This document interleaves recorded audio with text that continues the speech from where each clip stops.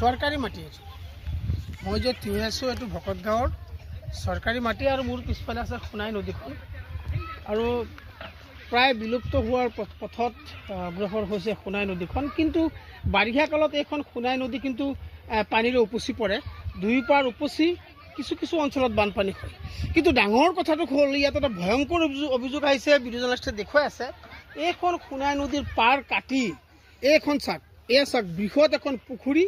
একদম বৃহৎ আকাৰৰ পুখুৰী খান্দিছে জেচিবিৰে খান্দিছে আৰু খান্দি পেলাই এই মাটিডোখৰ সেই উত্তৰ ফালে আমাৰ জাৰ্নালিস্টে ভিডিঅ' দেখুৱাই আছে উত্তৰ ফালে ইয়াত ডাঙৰ ডাঙৰ ওখ ওখ ভিটি বনাই আছে আৰু এই মাটি ইয়াতে সেইখিনি হৈছে মেদিপট্টা মাটি এইখিনি কিন্তু চৰকাৰী মাটি সেই মেদিপট্টা মাটিখিনি ইয়াত প্ৰায় 28 বিঘা মাটি আছে নগাঁও চহৰৰ এজন ব্যক্তিৰ মাটি সেই মাটিডোখৰত ডাঙৰ ডাঙৰ ওখ ওখ ভিটি বনাই কিবা ইণ্ডাষ্ট্ৰি বা কিবা কাৰখানা নিৰ্মাণ কৰিবৰ কাৰণে প্ৰচেষ্টা হাতত লৈছে আৰু ইয়াৰ নেপথ্যত থাকি এটা মধ্যভোগী চক্ৰয়ে এই নদীৰ পাৰ কাটি পুখুৰী খান্দি ইয়াত বৃহৎ খাল খান্দি এই মাটিডোখৰ বিক্ৰী কৰিছে এই টাউনৰ ব্যক্তিজনৰ ওচৰত ইয়াৰে স্থানীয় নাম উত্থাপিত হৈছে ৰাইজে অভিযোগ কৰিছে আব্দুল জলিল আৰু সবুৰ আলীৰ নাম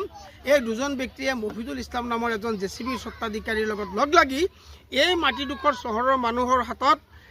খুব মানে চৰা দামত বিক্ৰী কৰিছে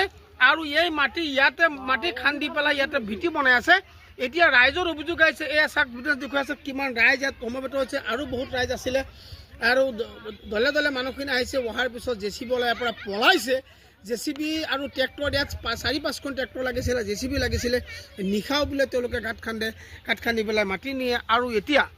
এনেকুৱা এটা প্ৰতিক্ৰিয়া সৃষ্টি হৈছে সমগ্ৰ অঞ্চলত চৰকাৰী মাটি খান্দি সোনাই নদীৰ পাৰ কাটি পুখুৰী খান্দি ইয়াত কোনোবাই মাটি বিক্ৰী কৰিব মধ্যভোগীয়ে এই ক্ষেত্ৰত প্ৰশাসনে নিশ্চিতভাৱে ইয়াৰ এটা তদন্ত কৰিব বিহিত ব্যৱস্থা কৰিবলৈ ৰাইজে দাবী জনাইছে আৰু নগাঁও চহৰৰ ওচৰতে